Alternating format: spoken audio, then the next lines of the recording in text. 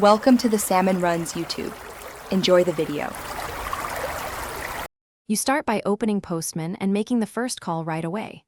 Enter the complete URL with http// or https//, choose GET or the method your API expects, and clear any prefilled body for GET. Make sure required headers like authorization or content type are added. Missing headers often cause 401 or 415.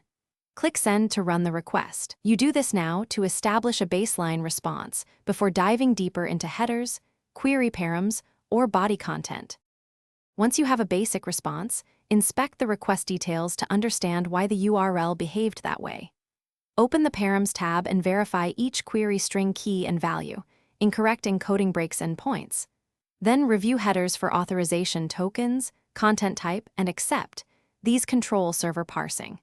If you used post or put, switch to body and choose raw JSON or form data and validate the payload structure. Make a second send to compare changes and note status codes and response bodies.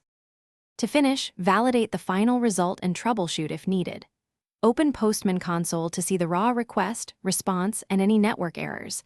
This reveals redirects, certificates, or CORS issues. Interpret status codes.